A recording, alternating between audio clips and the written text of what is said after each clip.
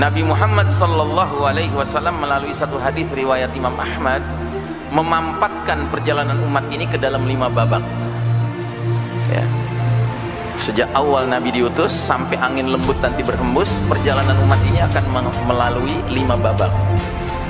Kata Nabi, babak pertama, kalian mengalami babak yang namanya an-nubuwah, kenabian. Dan sudah berlalu.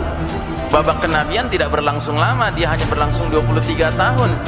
Nabi diangkat jadi Nabi usia 40, wafat usia 63. Itu babak yang terbaik kepemimpinannya, karena langsung yang memimpin generasi awal umat ini adalah Nabi Muhammad sallallahu alaihi wasallam. Makanya disebut sebagai era kenabian, babak kenabian.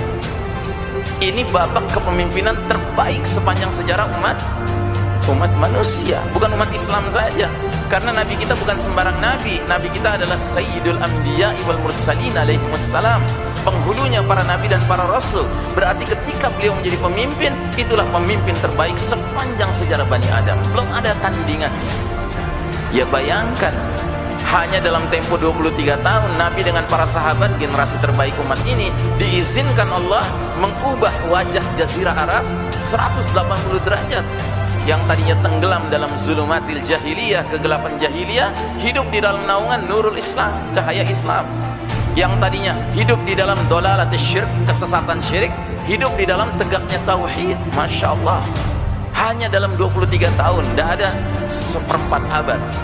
Sudah berlalu babak pertama.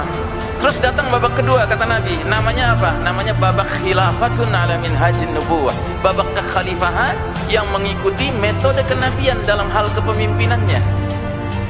Itulah babak yang kata Nabi, setelah aku wafat, kata Nabi, akan muncul para khalifah 30 tahun, dan sesudah itu raja-raja bermunculan. Nah, jadi babak kedua adalah babak kepemimpinan terbaik setelah Nabi Muhammad SAW, terdiri dari para sahabat pilihan, sahabat-sahabat utama. Mereka dijuluki Khulafaur Rasyidin, khalifah-khalifah yang lempeng, kata orang Betawi, lurus, ya, adil, jujur, bijaksana, nyunnah, istiqomah kepemimpinannya. Siapa mereka?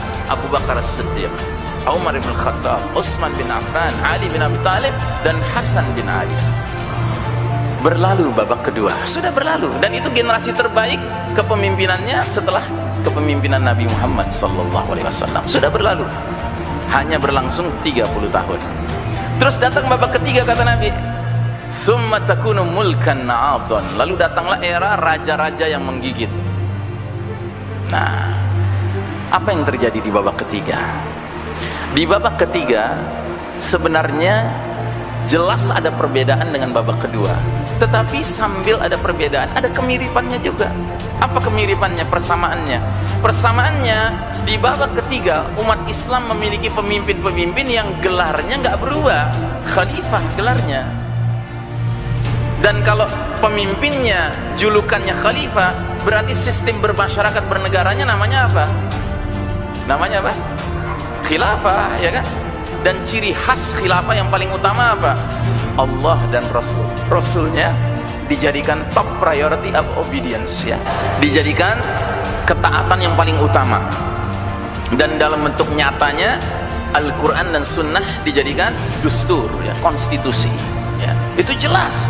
Cuma ada perbedaannya. Perbedaannya apa? Di dalam babak ketiga era mulkan abdan itu, jika seorang khalifah wafat, maka penggantinya itu ditetapkan berdasarkan cara-cara kerajaan. Sedangkan dalam sistem kerajaan, kalau pemimpinnya wafat, biasanya penggantinya siapa? Bisa anaknya, bisa adik kandungnya, bisa keponakannya, bisa sepupunya, pendek kata keluarga besarnya. Babak ketiga ini berlangsung lama sekali.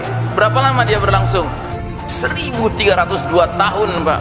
Umat ini menyaksikan era mulkan adhan. Pada masa itu silih berganti jatuh bangun kerajaan-kerajaan Islam. Tetapi dari semua kerajaan-kerajaan itu yang terkenal 3. Daulat Bani Umayyah, keluarga Umawi, Daulat Bani Abbasiyah, dan Kesultanan Utsmani Turki. Berlangsung 13 abad, ya, lamanya. Dan kita tidak boleh tutup mata akan realitas sejarah bahwa kadang-kadang selama 13 abad itu umat Islam memiliki khalifah yang adil, kadang-kadang punya khalifah yang zalim.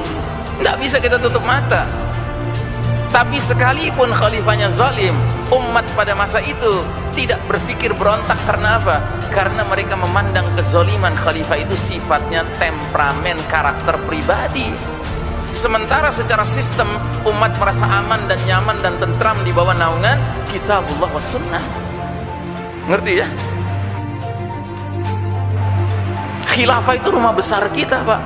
Kesultanan Utsmani Turki, yaitu kekhalifahan yang terakhir, itu luar biasa besarnya wilayahnya, Pak. Membentang dari Afrika Barat, Maroko, sampai ke Indonesia bagian timur, Maluku. Itulah wilayah kita, Pak, dahulu kala. Luar biasa.